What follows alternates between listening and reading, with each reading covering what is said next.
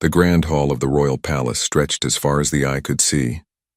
Tall pillars made of crystal reached toward the ceiling, each one glowing with soft blue light. Hundreds of beings from across the galaxy filled the space, their voices creating a low hum of conversation. Some had scales, others had fur, and a few seemed to be made of pure energy. They had all come to witness something unusual.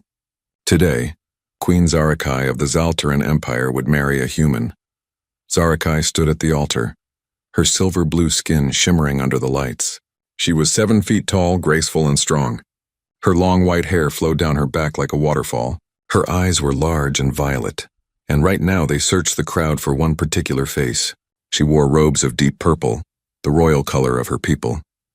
Jewels covered the fabric, each one representing a star system in her empire. The music changed. Everyone turned to watch the entrance. Jake Morrison walked down the long aisle between the gathered aliens. He looked small compared to most of them. He was just under 6 feet tall with brown hair and brown eyes. He wore a simple black suit, Earth style. Nothing fancy. Some of the aliens whispered as he passed. They had never seen a human up close before. Jake kept his face calm as he walked. He did not smile or frown. His footsteps were quiet and steady. When he reached the altar, he bowed slightly to Zarakai. She smiled at him, a real smile that made her eyes crinkle at the corners. That smile made Jake's heart beat a little faster, though his face did not show it. The ceremony began. An old Zaltaran priest stepped forward. His skin was darker than Zarakai's, more gray than blue. He raised his forearms, and the hall fell silent. "We gathered today to witness the joining of two souls," the priest said. His voice echoed through the hall. "Queen Zarakai, ruler of 47 star systems, protector of billions. And Jake Morrison, representative of humanity, a young species finding its place among the stars." Jake noticed how the priest said that. Young species. It was polite, but everyone knew what it meant. Humans were new here. Primitive. They had only discovered faster than light travel 50 years ago. Most species in this room had been traveling the stars for thousands of years. In the crowd, Lord Vexthor leaned toward another alien dignitary. Vexthor was tall and thin with red skin and sharp features. "She marries beneath her station," he whispered. "Humans are barely civilized. This alliance is a waste." The dignitary next to him nodded. "I heard they still have wars on their home planet. Can you imagine? Fighting each other when there is a whole galaxy out here." Jake's eyes flickered toward them for just a moment. His hearing was better than they thought. But he showed no reaction. He turned his attention back to the priest. The ceremony continued with traditional Zaltaran vows. Zarakai spoke first, her voice strong and clear. "I take you as my partner, my equal, my companion. Your people shall be my people, your home shall be my home." Then it was Jake's turn. He spoke in Zaltaran, the words coming smoothly from his mouth. Zarakai had not expected that. She raised her eyebrows slightly, pleased. Most humans could not speak the language well. The sounds were difficult for human mouths to make. But Jake pronounced every word perfectly. "I take you as my partner, my equal, my companion," Jake said. "I will stand by your side. I will protect what you hold dear. This I promise." Something in the way he said protect made Zarakai look at him more closely. There was weight in that word, but before she could think about it more, the priest was speaking again. "Then by the power granted to me by the Zaltaran Empire and witnessed by the gathered representatives of the galaxy, I declare you joined. May your union bring prosperity and peace." The crowd erupted in applause. Some species clapped, others made clicking sounds, and a few flashed different colors. It was done. They were married. The celebration that followed was enormous. The palace had prepared a feast with food from 100 different worlds. There was music from a dozen cultures playing at once. It should have been chaotic, but somehow it all blended together into something beautiful. Zarakai moved through the crowd with Jake at her side. She greeted ambassadors, accepted congratulations, and discussed politics. Jake stayed quiet most of the time, letting her handle the conversations. This was her world, not his. He was just the human who had gotten lucky enough to marry a queen. At least that was what everyone thought.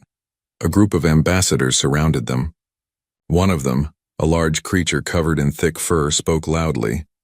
"Your Majesty, we hope this alliance will encourage humans to adopt more civilized practices. Perhaps the Zaltaran Empire can guide them toward proper galactic standards." Zarakai's smile tightened, but before she could respond, Jake spoke. His voice was calm and polite. "We appreciate the concern, Ambassador. Humanity is always eager to learn from our neighbors." The ambassador looked down at Jake, clearly surprised he had spoken. Good. You are young but teachable. That is important." Jake just smiled and nodded, but Zarakai noticed his jaw was tight. The comment had bothered him even if he did not show it. She took his hand and squeezed it gently. Later, she would tell these pompous ambassadors what she thought of their attitudes. But not now. Not at her wedding. The evening went on. Dancing began in the main hall. Zarakai led Jake to the floor for the traditional first dance. As they moved together, she leaned close to him. "You speak my language very well," she said quietly. "Better than you let anyone believe." Jake met her eyes. "I thought it would be respectful to learn. Most humans who come to our world barely try.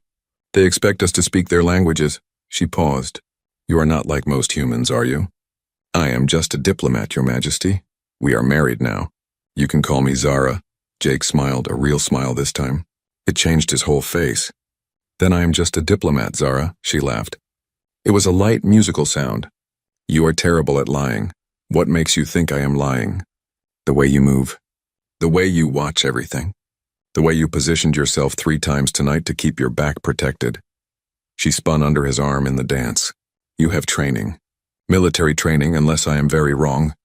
Jake was quiet for a moment. Then he nodded slightly. "You are not wrong. But I am still just a diplomat. That is why Earth sent me.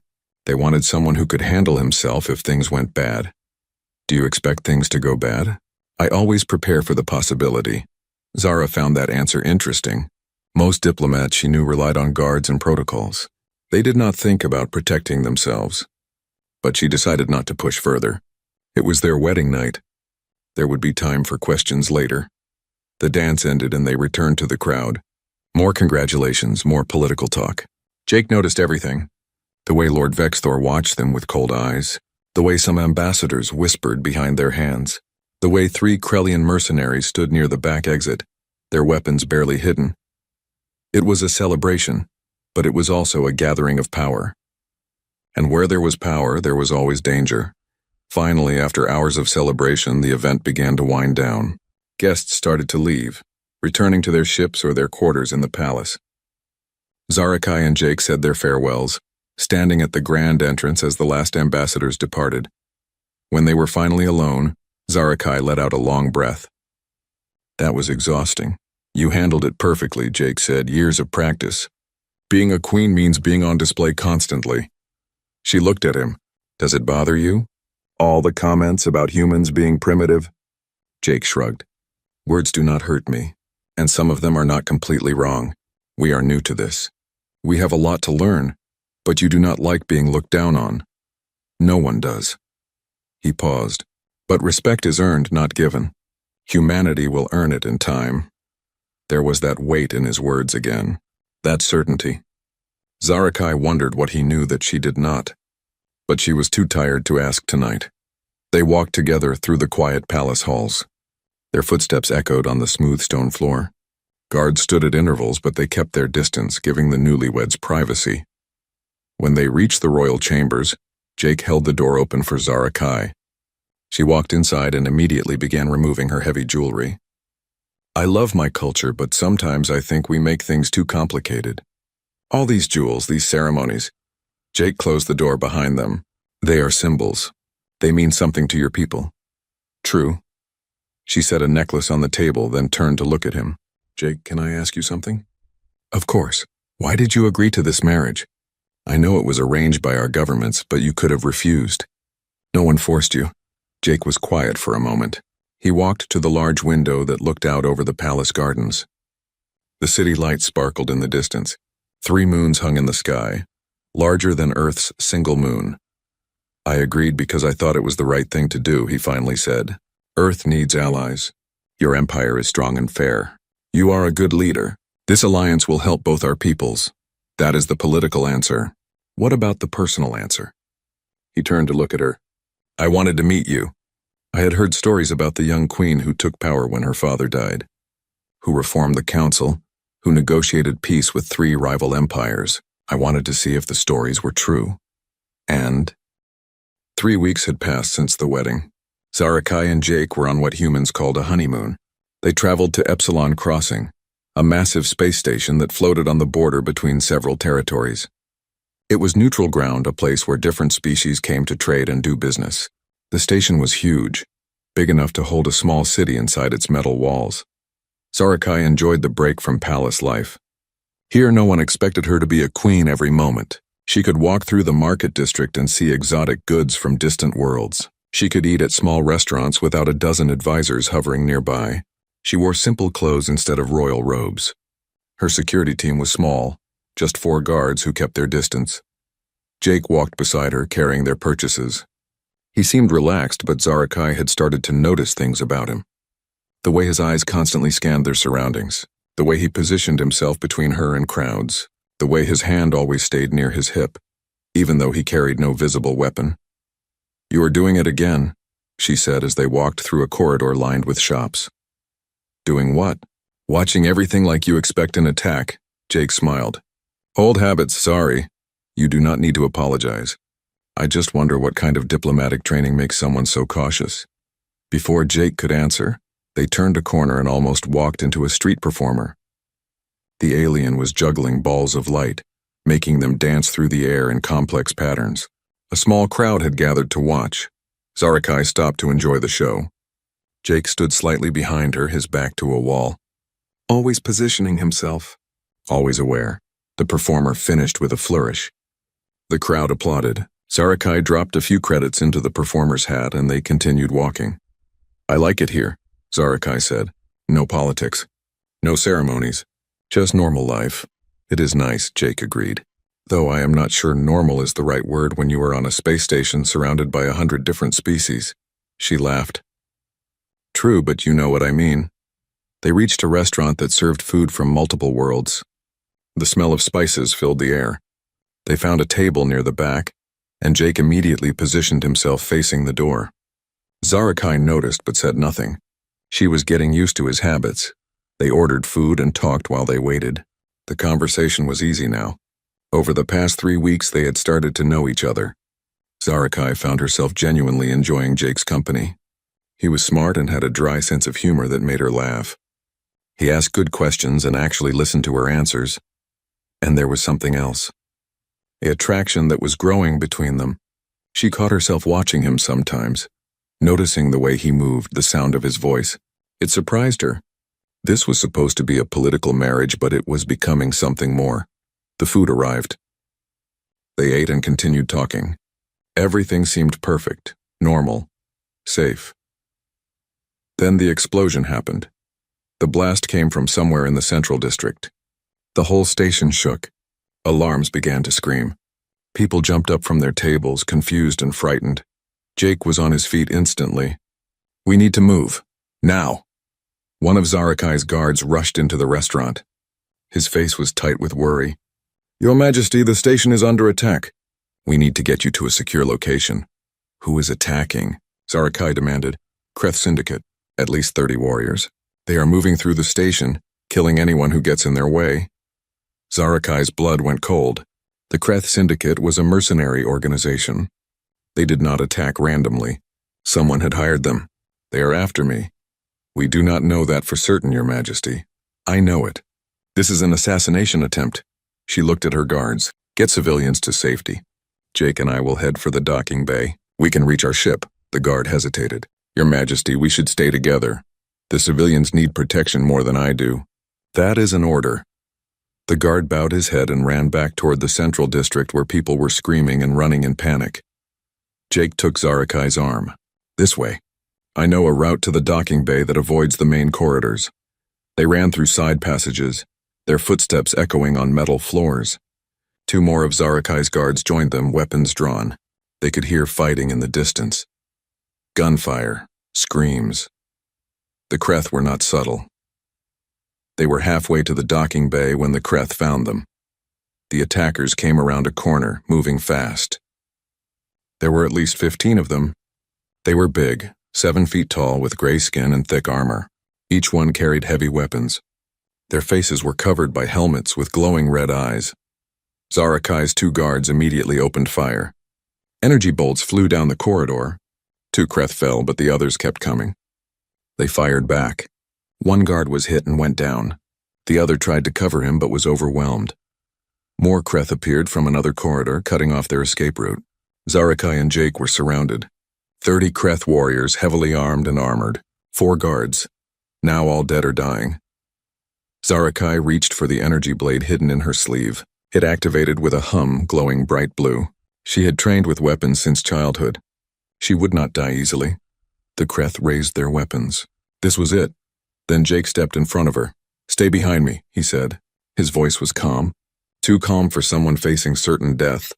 "Jake, there are too many. We cannot, trust me. Stay behind me." The Kreth leader laughed. It was a harsh, mechanical sound through his helmet. "The human thinks he can protect the queen. This will be entertaining."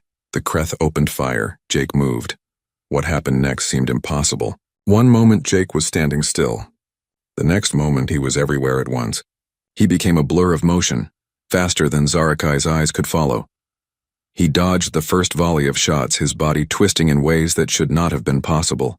Before the Kreth could fire again, Jake was among them. His hand struck the nearest warrior's throat. The Kreth dropped like a stone. Jake grabbed the falling warrior's weapon and used it to block shots from 2 others. Then he threw it like a spear. It hit a Kreth in the chest and sent him flying backward into 2 of his companions. 3 Kreth down in 2 seconds. The others roared and charged. Jake met them head-on. He moved like water, like wind, like something that was not quite human. His strikes were precise. Every hit landed exactly where it would do the most damage. Armor cracked. Helmets shattered. Bodies fell. A Kreth swung a massive blade at Jake's head.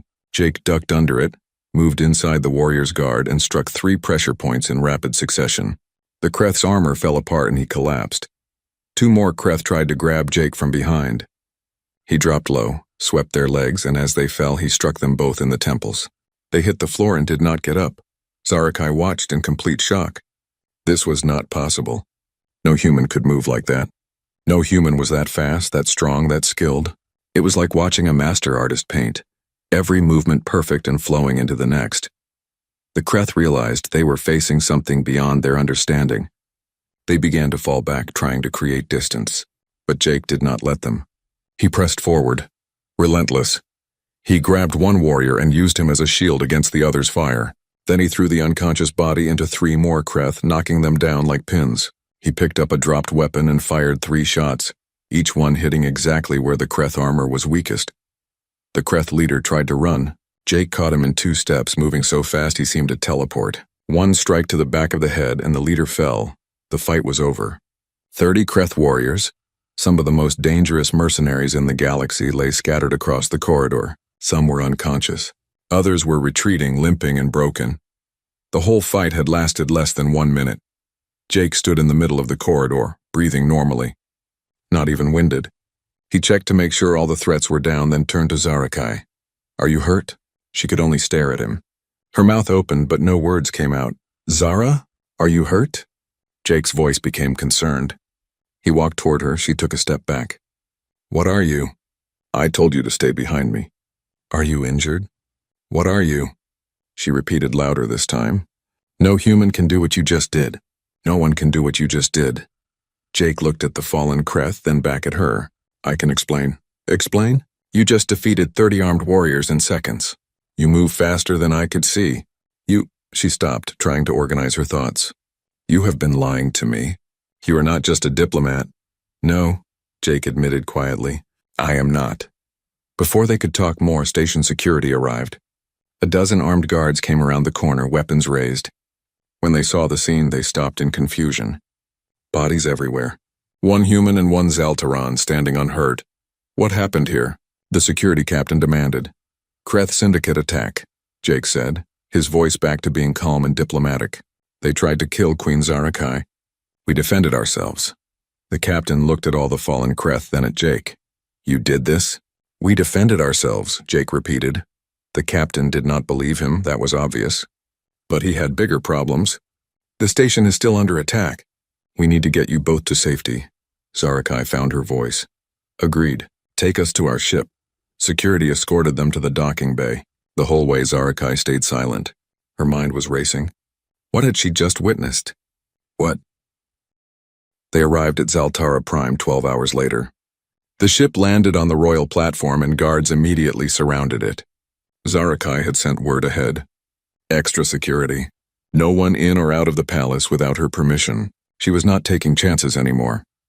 Jake walked beside her through the palace corridors. Guards followed at a distance, but they were alone enough to talk. Neither of them spoke. The silence felt heavy. When they reached the royal chambers, Zarakai sealed the door behind them. She activated a privacy field, a shimmer of energy that surrounded the room. No one could hear them now. No devices could record them. They were truly alone. "Sit," she said, pointing to a chair. Jake sat. He looked calm, but his hands rested on his knees, ready to move if needed. Zarakai stayed standing. She paced back and forth, her mind working through everything. Finally, she stopped and looked at him directly. "Start talking. Who are you, really?" Jake took a breath. "My name is Jake Morrison. That part is true. I am from Earth, also true. But I am not just a diplomat. I gathered that much when you defeated 30 armed mercenaries. I am part of Earth's Special Operations Command, military. I have been trained in combat, intelligence gathering, and survival. They sent me here as a diplomat, but my real purpose was different. You are a spy." "Not exactly. More like a guardian. My mission was to get close to you and protect you." Zarakai felt anger rise in her chest. "Protect me? From what?" "From threats that Earth intelligence knew were coming. We have sources, ways of knowing things. We knew someone would try to kill you eventually. The political situation in your empire is unstable. You have enemies. I know I have enemies. I am a queen. That comes with the position." She crossed her arms. "But why would Earth care? Why send someone to protect me?" "Because Earth needs the Zaltaran Empire as an ally. Your civilization is strong, fair. You do not conquer, you negotiate. You are exactly the kind of partner humanity needs as we grow into galactic society." Jake leaned forward. "But more than that, we need you specifically. Your council wanted to ignore humanity. Your nobles looked down on us, but you gave us a chance. You treated us with respect. If you died and someone like Lord Vexthor took power, Earth would lose its best ally." Zarakai processed this. It made sense politically, but it felt cold, calculating. "So the marriage was just a way to position a bodyguard near me?" "It started that way," Jake admitted. "But it became more. You became more. What does that mean?" Jake stood up, facing her. "It means I was supposed to be detached, professional, just doing a job. But I am not. You are smart, strong, and genuine. You care about your people, not just your power. Being around you, talking to you, learning about you, it stopped being a mission. It became real. How do I know you are not lying now? How do I know this is not just another layer of deception? You do not. You have to decide whether to trust me or not." Jake walked to the window, looking out at the city. "I can tell you that I have never lied about my feelings. Everything I said to you these past weeks, that was real. The rest, yes, I hid things, but not that." Zarakai wanted to believe him. Part of her did believe him. But another part was angry and hurt. "What kind of training did you receive? How can you move the way you do?"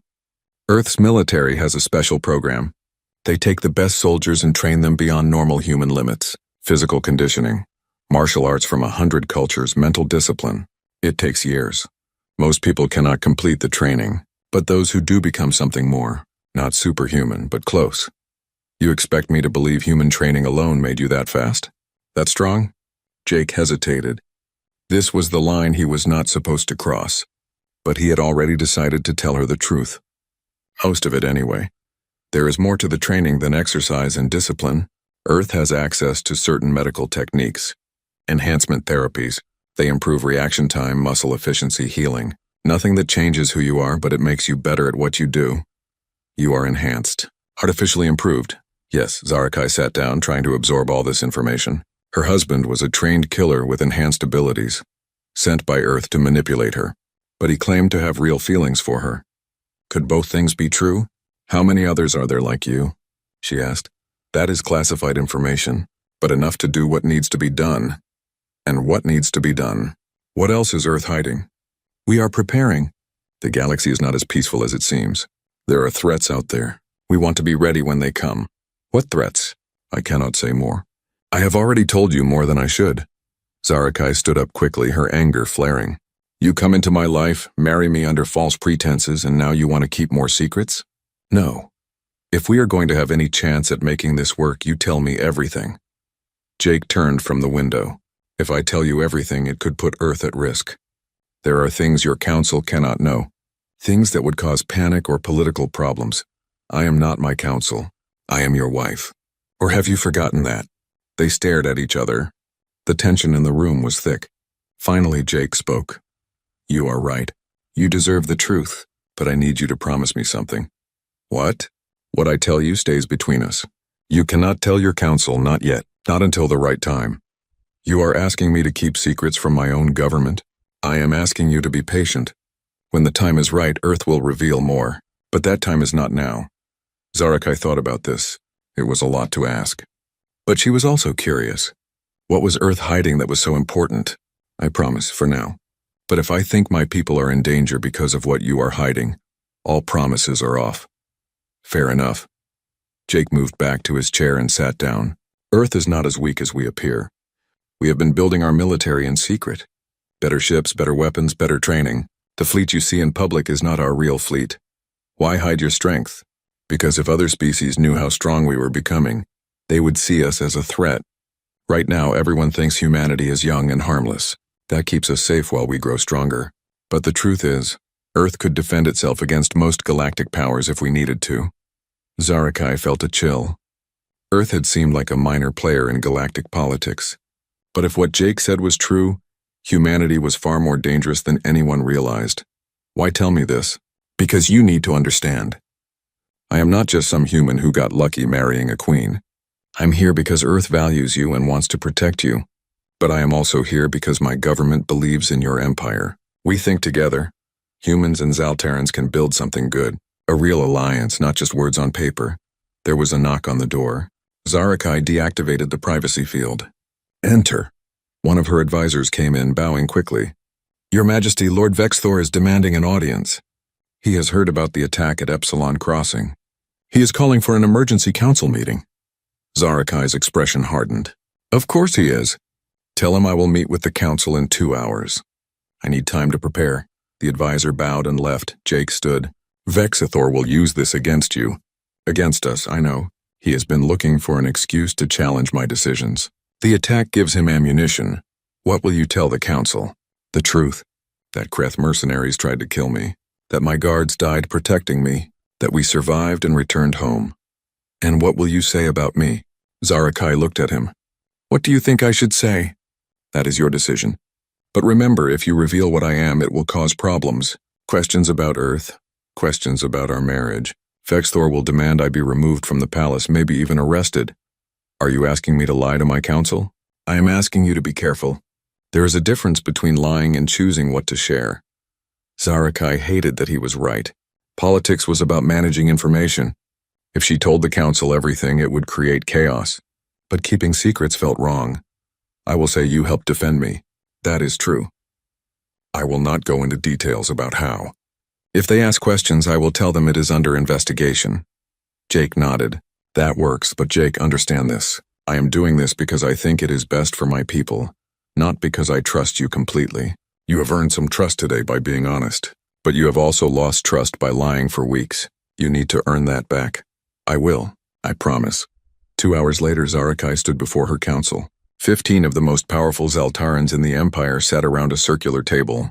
Lord Vexthor sat directly across from her, his red skin seeming to glow with satisfaction. Your Majesty, he began, his voice smooth. We are relieved you survived this terrible attack. But we must address the concerns it raises. What concerns? Zarakai asked, keeping her voice level. The Kreth Syndicate does not attack randomly. Someone hired them. Someone with resources and knowledge of your movements. This suggests a serious security breach in the palace. I agree. I have already ordered an investigation. But that is not the only concern. Vexthor leaned forward. Your human husband was with you. A human with no security training, no combat experience. Yet he survived when trained Zaltaran guards died. How is that possible? Zarakai had expected this question. Jake helped me escape. He kept his head in a crisis. That is all. That is all? Your Majesty, with respect, that explanation is insufficient. The assembled fleet was the largest Zarakai had ever seen. Ships from 20 different species floated in formation near the edge of known space. There were massive Zaltaran battleships, sleek Krellian cruisers, and bulky merchant vessels that had been hastily converted into military support ships. Every major civilization had sent what they could. Even Lord Vexthor's personal fleet had joined them. The royal flagship Celestial Dawn served as the command center. It was a beautiful ship, all smooth curves and glowing lights, but it was also heavily armed. Zarakai stood on the bridge, surrounded by holographic displays showing the positions of hundreds of allied ships. Jake stood beside her, wearing a simple uniform. No rank insignia. He was here as her consort, not as military personnel. But everyone on the bridge could feel his presence. Word of what he had done at Epsilon Crossing had spread. The crew looked at him with a mixture of fear and respect. "Report," Zarakai commanded. The tactical officer, a Zaltaran named Commander Talvin, brought up a new display. "The Void Swarm is approximately 6 hours away at current speed.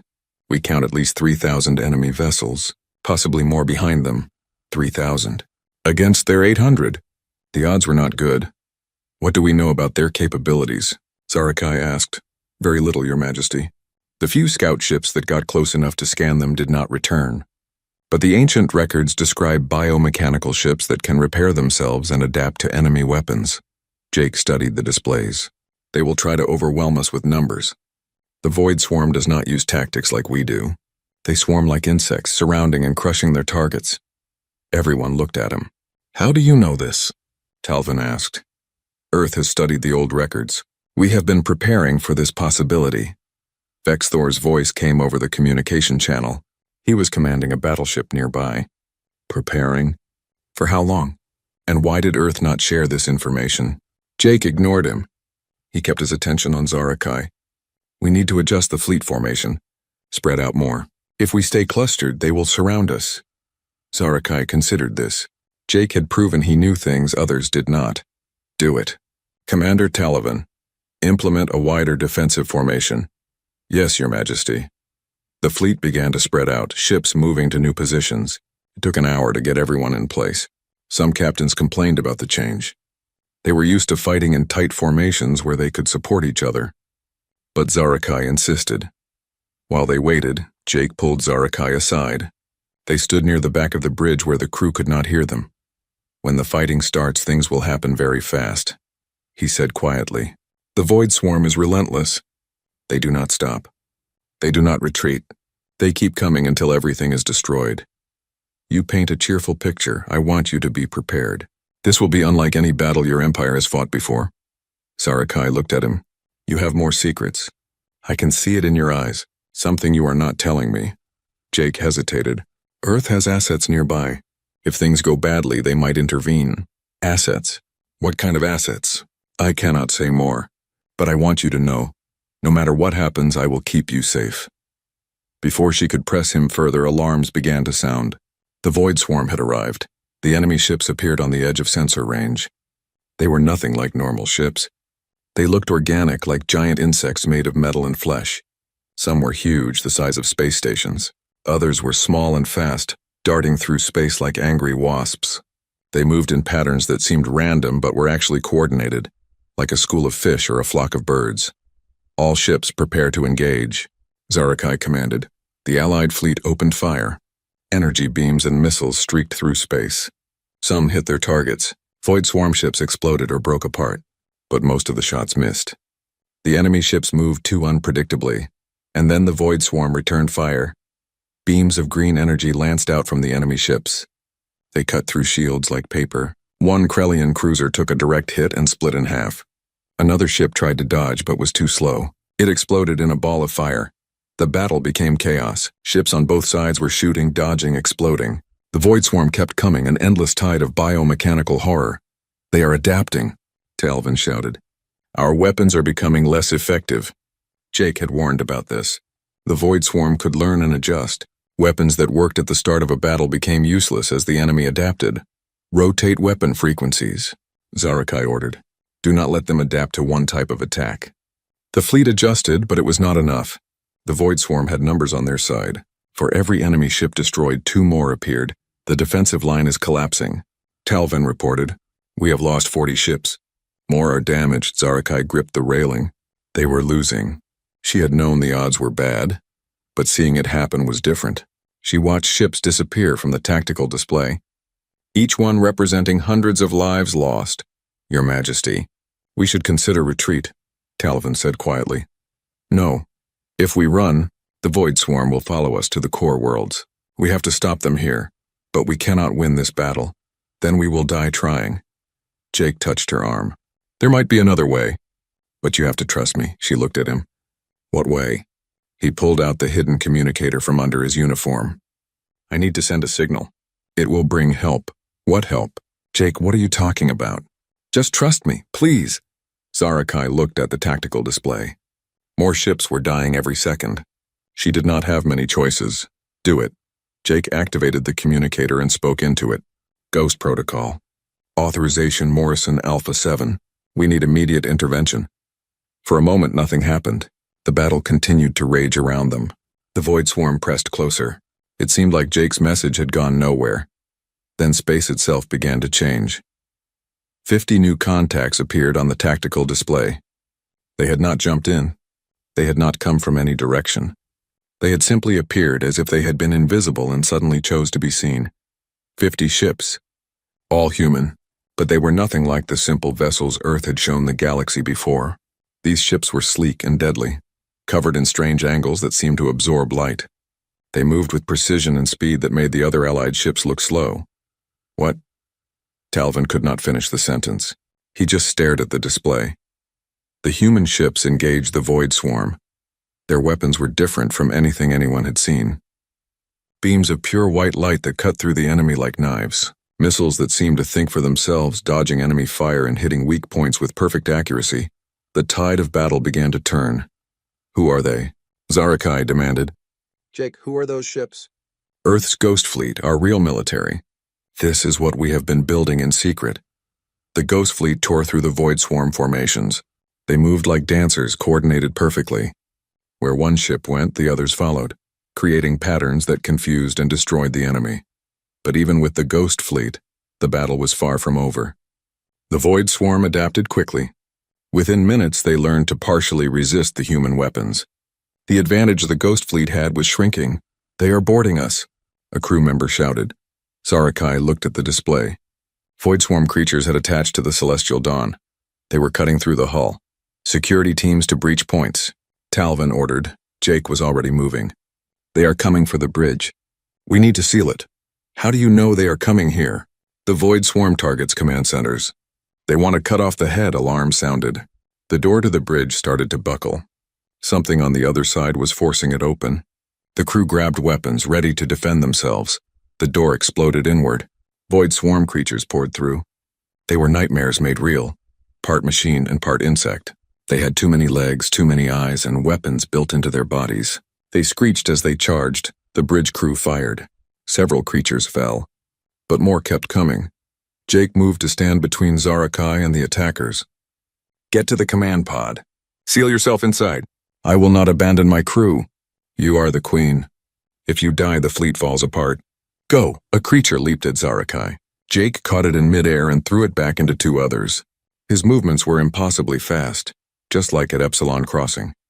But this time Zarakai could see he was holding back before. This was his true speed. He became a blur again. His fists and feet struck creatures faster than the eye could follow. He grabbed a fallen energy rifle and used it like a club, smashing creatures aside. When the rifle broke, he used his bare hands. More creatures came through the door. Jake kept fighting. The bridge crew tried to help, but they were too slow. Only Jake could match the creature's speed. Zara, please. Jake shouted. Go! She hesitated. Then she saw a creature get past Jake. It was coming straight at her. Jake could not reach it in time.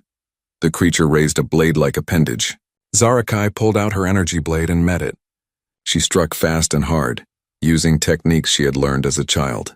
The creature fell, but more were coming. Too many. Jake could not stop them all. Then something hit the creature nearest to Zarakai. It exploded into pieces. She looked up and saw human soldiers in advanced armor teleporting onto the bridge. They had shields around their arms and weapons built into their suits. They moved with the same impossible. 3 days had passed since the battle. The Celestial Dawn had returned to Zalterra Prime. bringing wounded and carrying the dead. The palace was busy with grief and preparation. Everyone knew the Void Swarm would return. This was only the beginning. Zarakai had barely left the Royal Medical Facility. She slept in a chair beside Jake's medical pod when she slept at all. Her advisors kept bringing her reports and decisions to make, but her mind was always half on the unconscious human in front of her. The doctors said he was healing faster than they expected. Much faster. His wounds should have taken weeks to recover from, but after 3 days they were already closing. More evidence that Jake was not just an enhanced human. He was something more. On the morning of the 4th day, Jake's eyes opened. Zarakai was reviewing reports when she noticed the change. She immediately called for the doctors. They rushed in and checked his vital signs. All readings are normal, the head doctor said, clearly amazed. Your Majesty's consort is recovering remarkably well. Can he speak? Yes, but he should rest. I need to talk to him alone. The doctors bowed and left. Zarakai activated the privacy field around the medical pod. Then she looked down at Jake.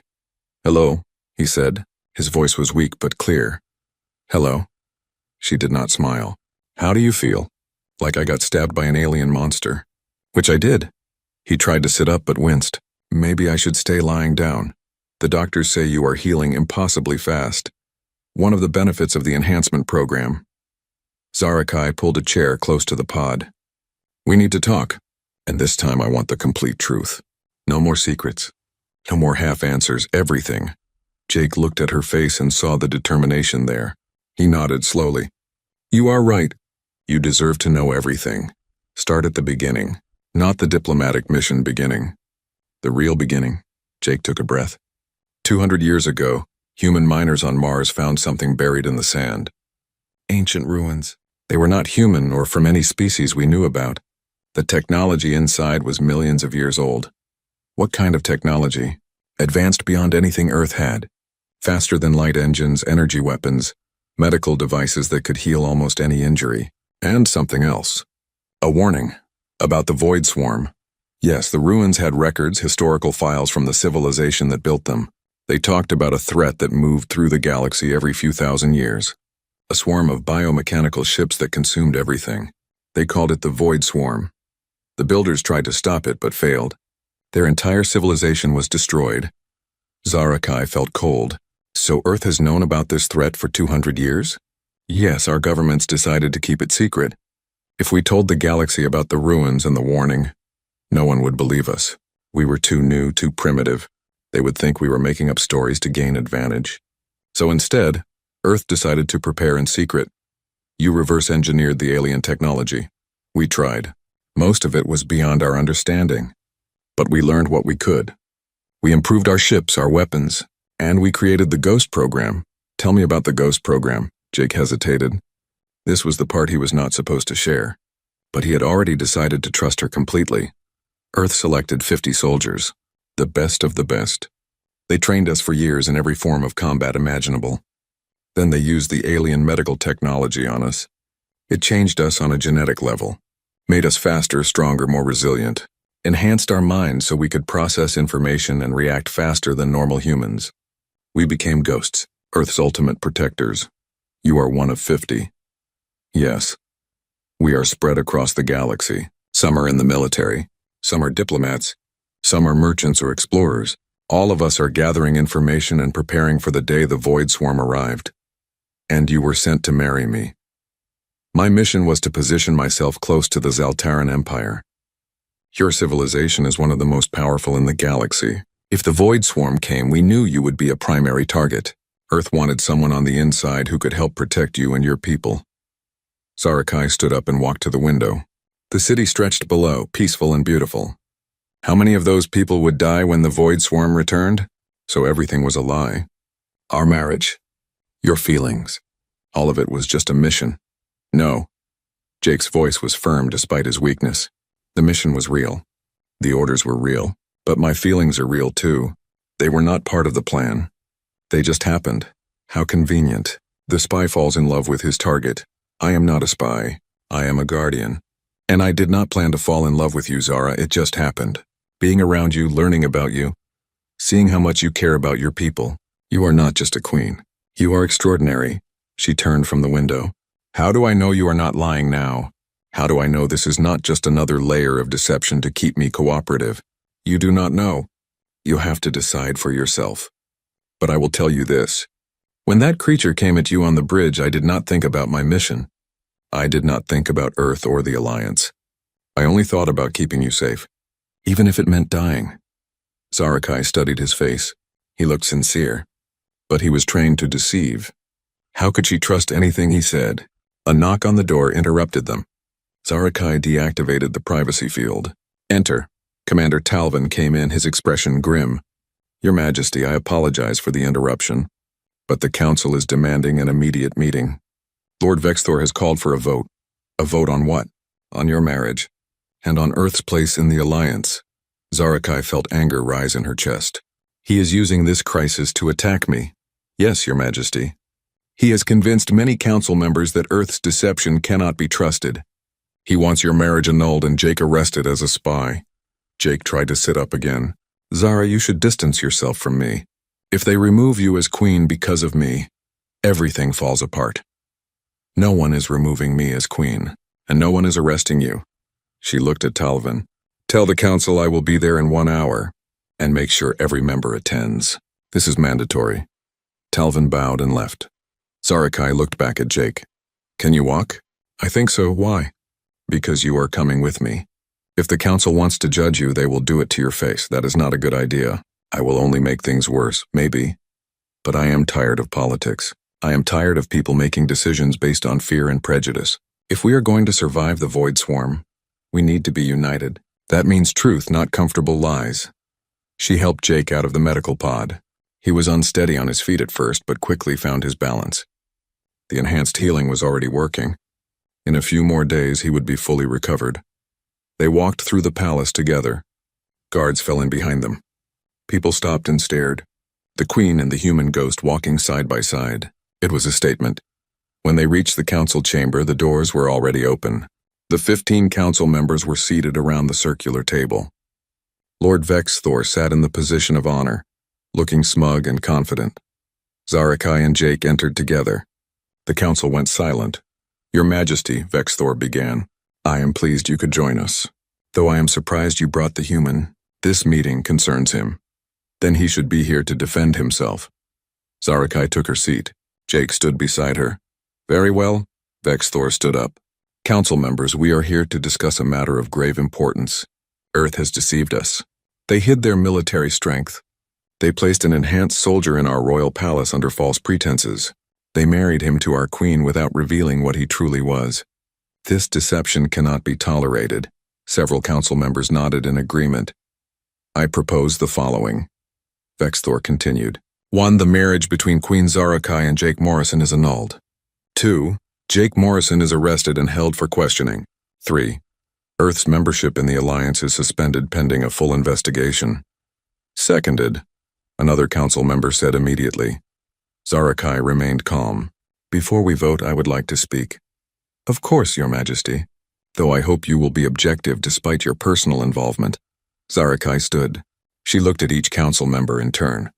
Lord Vexthor speaks of deception. He is correct. Earth did deceive us. They hid their true capabilities. They sent Jake here without revealing his enhancements. These are facts. Vexthor smiled. This was going better than he expected.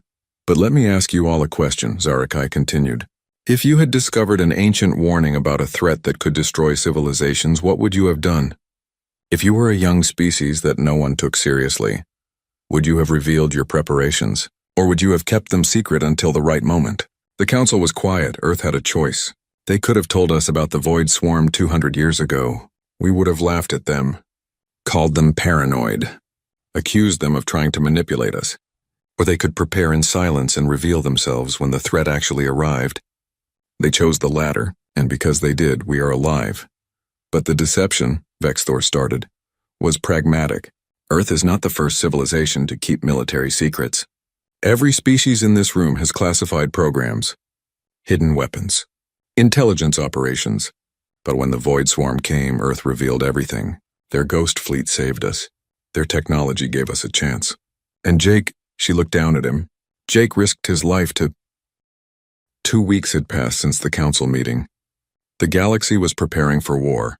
Every major civilization had committed ships and resources to the defense.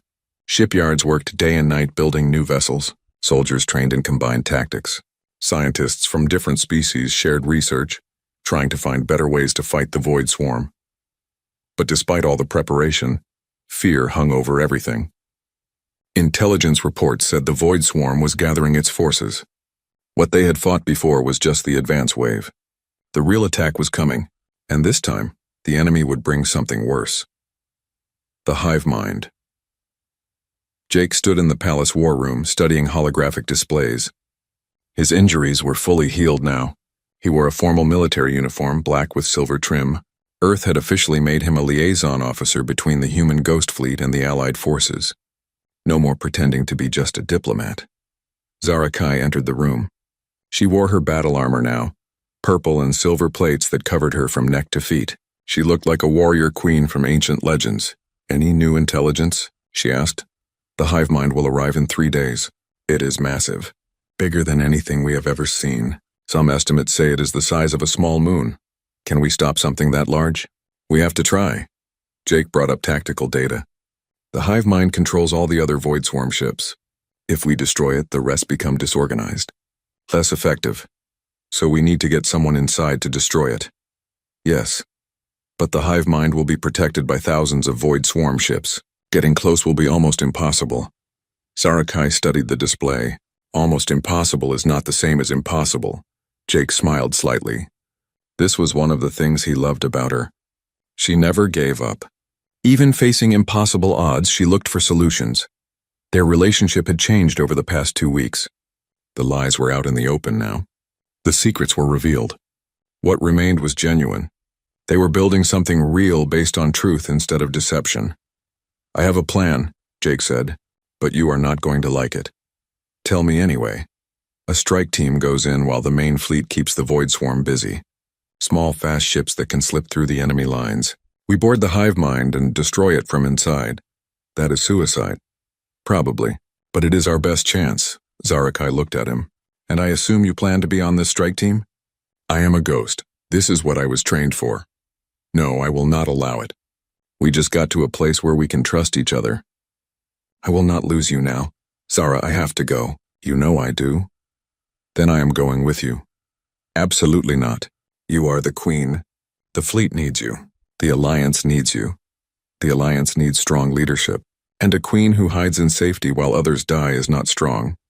She stepped closer to him. Besides, you will need me. You are good at fighting, but I know tactics. We work better together. Jake wanted to argue, but he knew she was right. They did work well together. In the weeks since the first battle, they had planned defensive strategies and coordinated between different species. They complemented each other. If you die, the council will fall apart, he said. If the Hive Mind is not destroyed, we all die anyway. She touched his face gently. We do this together. That is how it has to be. He covered her hand with his. Together, the door opened. Commander Talvin entered with other military officers from various species. They gathered around the holographic display. The strike team is assembled, Talvin said. 20 of the best warriors from different civilizations. Half of them are ghost operatives from Earth, the rest are volunteers. 20 against thousands, one of the alien officers said. This is madness. Madness is letting the Void Swarm consume the galaxy, Zara Kai replied. We move forward with the plan. They spent the next 2 days finalizing details. Jake trained with the strike team, teaching them ghost combat techniques. Zara Kai coordinated with fleet commanders, making sure everyone understood their role. On the eve of battle, Jake and Zara Kai stood together on a balcony overlooking the city. The sun was setting, painting the sky in shades of purple and orange. Do you think we will survive tomorrow? Zara Kai asked quietly. I think we have a chance. That is all anyone can ask for. If we do not make it back, I want you to know something. She turned to face him. These months with you have been the best of my life. Even with all the complications and secrets, I would not change any of it. Jake pulled her close. I feel the same way. You made me remember that there is more to life than missions and duty. You made me feel human again. They kissed as the sun disappeared below the horizon. Tomorrow they would face death. But tonight they had each other. The next morning, the Allied fleet assembled at the edge of the Zal-Taran system. Over 1,000 ships now, representing the combined military might of 20 civilizations. It was the largest fleet in galactic history, and it still might not be enough. The Void Swarm arrived exactly when predicted. The hive mind came first, a massive organic structure that pulsed with sickly green light. It looked like a giant brain made of metal and flesh, covered in tentacles and weapons. Behind it came the swarm, thousands of ships, maybe tens of thousands. The sensors could not count them all. All ships engage. Zarakai commanded from the Celestial Dawn. The Allied fleet opened fire. Energy beams and missiles filled space. The Void Swarm returned fire. Ships on both sides began to explode. Jake stood in a small assault craft with the strike team.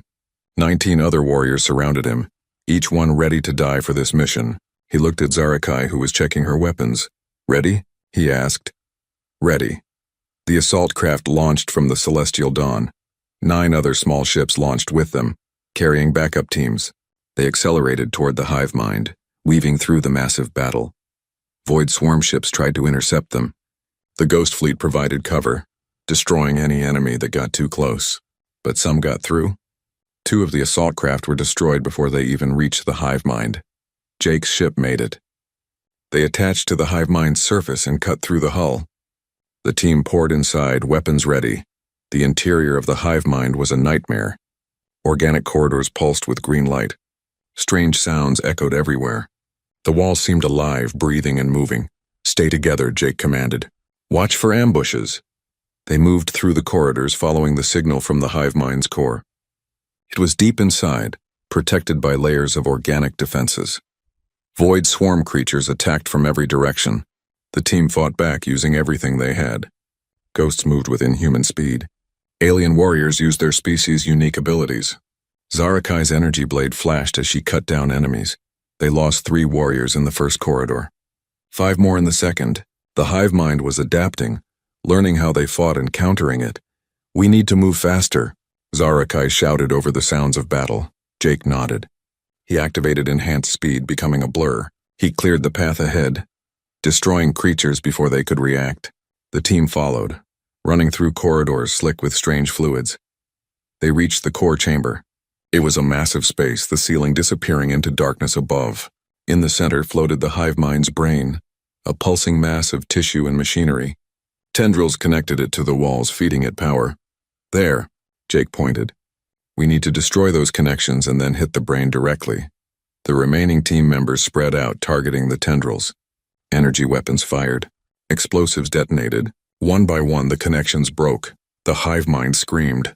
It was not a sound exactly, more like a wave of psychic energy that made everyone's head hurt. "The chamber shook. It knows we are here," Talavin shouted. He had insisted on joining the mission despite being needed with the fleet. Void Swarm creatures poured into the chamber. Hundreds of them. The team formed a defensive circle, protecting the warriors who were still destroying tendrils. Jake fought like he had never fought before. He moved faster than thought. His ghost enhancements pushed to their absolute limit. He destroyed creatures left and right, but more kept coming. Zarakai fought beside him, their movements coordinated. Where one attacked high, the other attacked low. They protected each other's backs, working as a perfect team. "Last tendril," someone shouted. An explosion rocked the chamber. The final connection broke. The hive mind's brain was exposed, vulnerable. "Hit it with everything," Jake commanded. The team focused all their fire on the brain. Energy beams carved into the organic mass. Missiles exploded against it. The brain began to break apart, pieces of it falling to the floor. But the Void Swarm creatures kept coming. The team was being overwhelmed. Only 10 warriors remained, including Jake and Zarakai. "We need more firepower," Talavin shouted. His weapon was empty. Jake reached into his pack and pulled out a device. It was small, cylindrical, with a red button on top. "Everyone out now." "What is that?" Zarakai asked. "A singularity bomb, Earth's most powerful weapon. If I activate it here, it will destroy the hive mind completely. But the blast radius is huge. We have maybe 30 seconds to get clear. Then we go, together." "No. Someone has to stay and activate it. If the creatures damage it before it detonates, this was all for nothing." Zarakai understood what he was saying. "No, we find another way." "There is no other way." Jake looked at her. Get the team out.